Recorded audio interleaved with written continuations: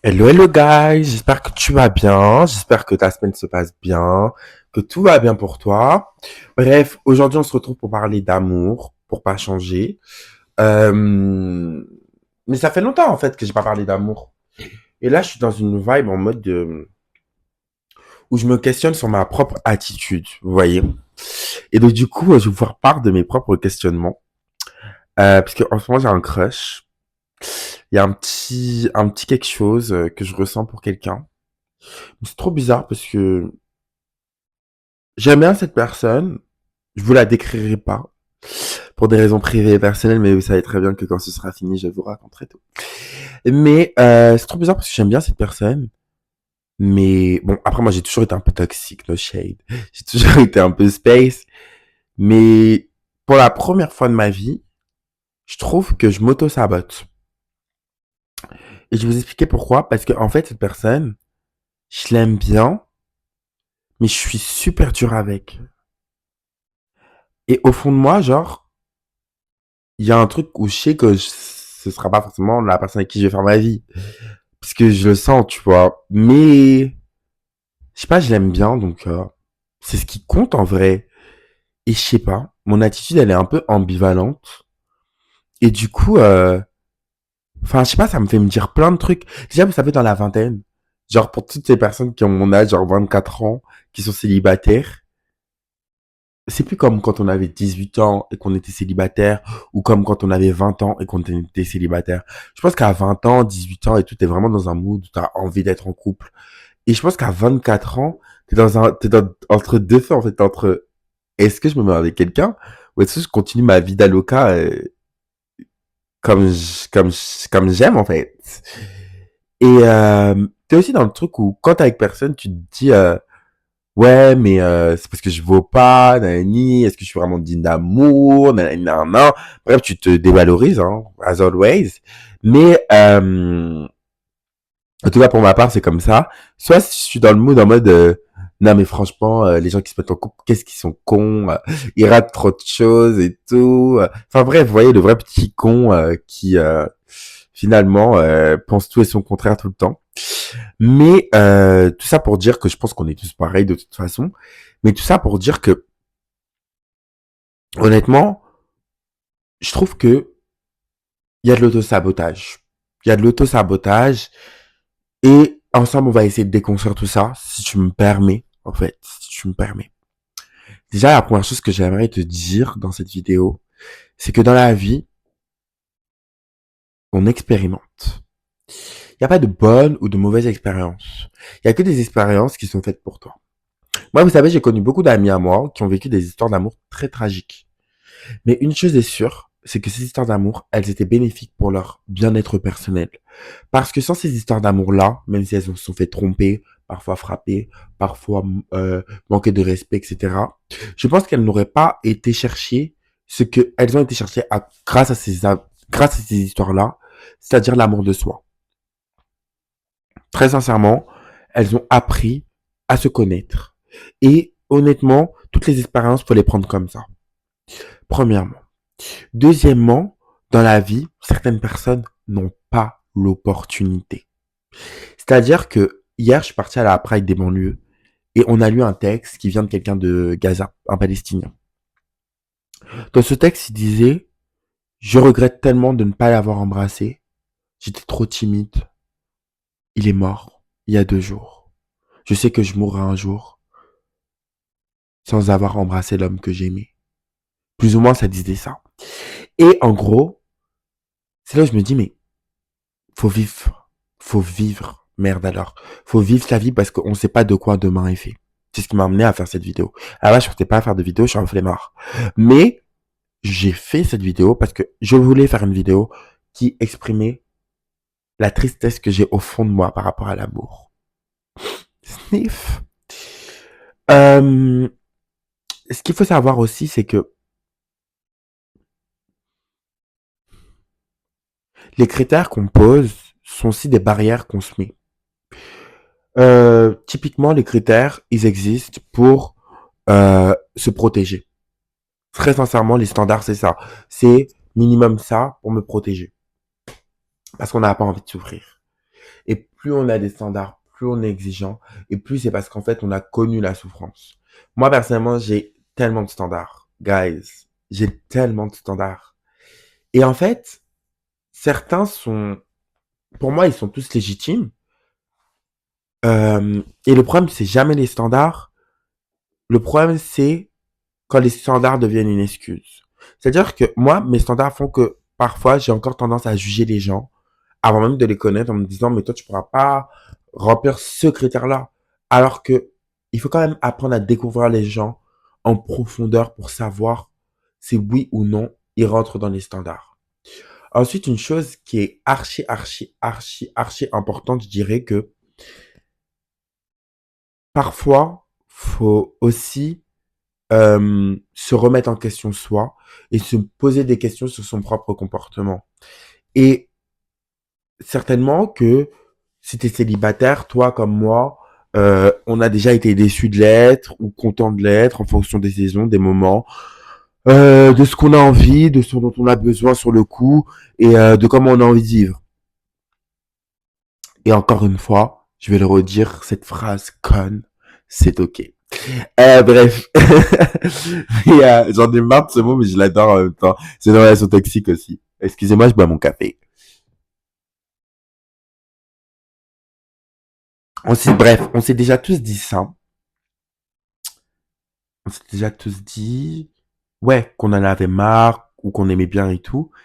Et en fait, vous savez, sometimes, quand t'as beaucoup attendu, la personne quand t'attends, quand t'es patient envers la personne avec qui tu feras ta vie, sometimes t'y crois plus. T'es en mode, bah c'est mort, hein, ça m'arrivera pas. Hein. Enfin, moi personnellement, je sais que j'ai été célibataire toute ma vie, guys. Toute ma fucking life, j'ai été célibataire. Après, je vous ai déjà raconté mes histoires, etc., etc. Voilà. Je suis pas le célibataire qui a pas une histoire, une vie amoureuse, vous voyez. Mais je suis quand même un célibataire for life pour l'instant. Enfin, ça fait 24 ans que j'existe. Ça fait 24 ans que je suis célibataire. Et c'est ok, en fait. Mais ça fait peut-être 16, 17, 18, 19, 20, 21, 22, 23, 24. Ça fait peut-être 8 ans que je cherche l'amour. Alors vous me direz, on cherche pas l'amour, il vient à nous et blablabla. Vous me cassez les couilles, fermez vos gueules. En fait, si j'ai envie de chercher l'amour, je cherche l'amour. C'est une expression qui dit que voilà, je suis ouvert, j'ai envie d'être en couple. Juste pour savoir ce que ça fait. Et si vous êtes mal à l'aise avec le fait qu'une personne dise qu'elle a envie d'être en couple, c'est que vous êtes sacrément hypocrite. Et surtout, que c'est que vous êtes aussi pas connecté à votre propre réalité. Il y a beaucoup de gens qui vous diront ça vous tombera dessus. Et je les crois, ces personnes-là, parce que c'est évident que ça te tombe dessus. Mais c'est pas pour ça que tu ne peux pas en avoir envie. Vous voyez, soyons un peu libres de qui on veut être. C'est comme l'amour de soi. On peut choisir de s'aimer ou choisir de se détester. Mais on peut pas tous s'imposer, aime-toi.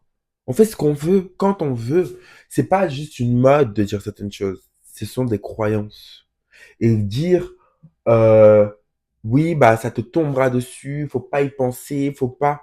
Non, mais toi, tu crois que en ne pensant pas à quelque chose, etc., ça te tombera dessus. Peut-être que moi, je crois l'inverse et c'est ok. On peut quand même s'entendre. Bref, ça, c'était mon petit coup de gueule. On repart sur les choses sérieuses. Mais vous voyez, genre, quand genre t'as été genre ou que t'es dans ce mood où tu doutes de toi, tu doutes de ta personne, tu doutes de qui tu es, etc. C'est aussi ce qui va forger tes barrières. Vous voyez? Et je pense que l'amour tombe, l'amour sain en tout cas, le bon partenaire se manifeste quand tu t'aimes toi, en fait, quand tu t'aimes tellement que finalement, et genre même quand je fais le global de tout ce que j'apprends dans ma vie, c'est en t'aimant toi, en te donnant de l'amour, en te priorisant que les autres te priorisent. C'est en tombant amoureux de toi que les autres tombent amoureux de toi. Bah, c'est en étant en couple avec toi-même que les autres vont être en couple. Enfin, Tu vois ce que je veux dire? En fait, tout est une question de comment tu te traites, j'ai l'impression. Et une chose qui est très très importante aussi, et je pense que je finirai là pour aujourd'hui, c'est que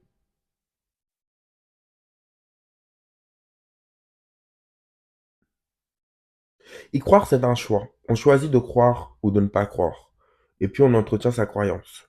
Moi, personnellement, même si parfois je doute, je panique et tout, au fond de moi, j'ai choisi d'y croire. Et je le sais, et je me laisse pas emmener par mes émotions négatives du moment. Je sais quel est mon état d'âme. Je sais en quoi je crois et je sais quelle joie je porte en moi. Vous voyez? C'est important de le savoir aussi. Mais au fur et à mesure, je me dis que le comportement d'auto-saboteur que j'ai, il est là pour m'apprendre à m'aimer encore, à me dire que c'est possible pour moi encore plus, à renforcer ma croyance que pour moi, c'est possible. Vous voyez? C'est pas un ennemi, c'est un ami qui est là pour me dire, oh bah tiens, dis donc, tu passes beaucoup trop de temps à te dire que ça ne t'arrivera pas, que t'es merdique, que t'es nul et que nanani, que nanana. Bah mon gars, faut travailler ton estime de toi. Alors ce que je vais faire pour toi, c'est que je vais te permettre, je vais actionner tes comportements toxiques envers toi-même pour que tu puisses comprendre que non, en fait, tu peux te laisser aller, tu peux te faire confiance, tu peux faire confiance en la vie, tu sais te défendre. De quoi t'as peur, merde alors? De quoi t'as peur? La peur, c'est pas l'amour, c'est pas la joie, c'est pas la bonté. Et surtout, j'ai l'impression que parfois, ces petits comportements qu'on a, ils sont en fait là pour nous montrer qu'on a encore des choses à guérir à l'intérieur de nous et que pour guérir ces choses-là aussi, faut pas se leurrer, faut choisir de ne plus faire avec. C'est-à-dire que typiquement, faut changer ses attitudes. C'est ce que en ce moment, vous voyez que mes vidéos elles sont beaucoup sur comment changer ses attitudes. Comment faire? Vous allez me dire, mais comment faire? Bah, cette personne que t'aimes, bah, montre-lui, genre. Puis, au pire des cas, s'il t'aime pas, c'est pas grave. Si tu te sens, voilà, c'est pas grave. Au moins, t'auras tenté. Voilà. Au moins, t'auras tenté, t'auras fait ton truc, t'auras fait ton petit show. Voilà, voilà. Et puis, t'en mourras pas. On ne meurt pas d'amour. On n'a pas honte d'aimer. C'est notre credo dans cette chaîne. Voilà.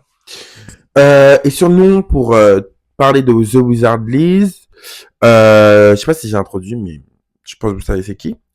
Euh, Elle m'a aussi appris quelque chose, son histoire.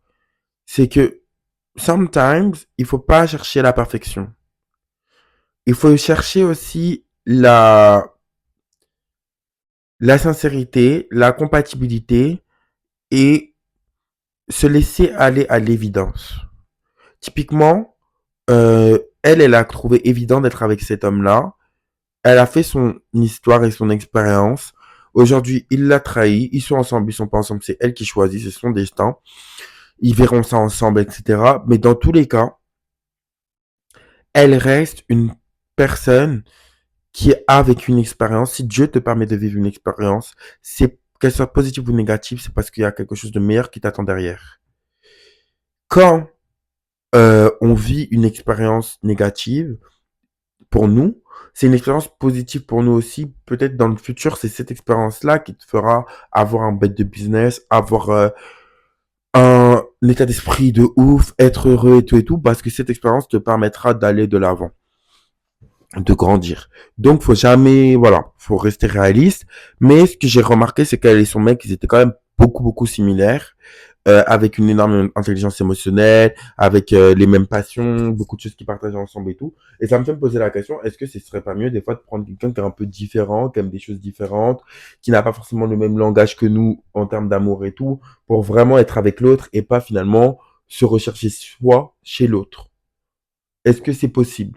Ou est-ce que finalement on n'est pas tous des hypocrites? Par exemple, typiquement, on veut, par exemple, je sais pas, un mec qui vient, qui nous dit je t'aime, qui nous dit je te choisis, qui nous dit nanani, qui nous dit nanana. Mais nous-mêmes, on fait pas tout ça pour quelqu'un d'autre. Donc en fait, on attire vraiment ce que l'on est. Si toi tu fuis l'amour, t'attires des gens qui fuient l'amour aussi, tu vois. Genre en mode, c'est vraiment un peu genre en mode, t'attires ce que tu crois et ce que tu fais toi-même aussi, tu vois. Enfin bref, c'était un peu une vidéo. Ouais, j'avais pas forcément grand-chose à vous dire, mais bon, je me suis dit pourquoi pas. Allez, on fait la conversation, c'est vite fait, bien fait, et puis comme ça, je remplis mon quota vidéo de la semaine fait. Bref, je suis en pierre. Bref, en tout cas, j'espère que ça vous aura plu. Gros bisous mes vies. N'hésitez pas à, bah, non, me follower nulle part. Je suis pas actif. Mais, si vous voulez, voilà, vous connaissez mon Insta. Tout à fait chemin. Je vous aime et gros bisous mes chéris. Et, croyez pas, je suis blasé, hein. C'est juste que, je sais pas, j'ai un coup de mot.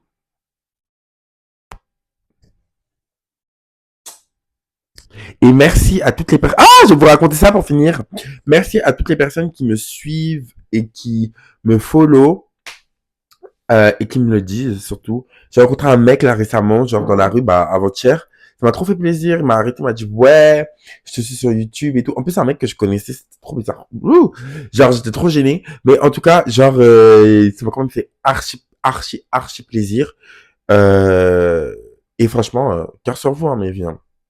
Cœur sur vous, on est ensemble et je vous aime en fait. Je vous aime.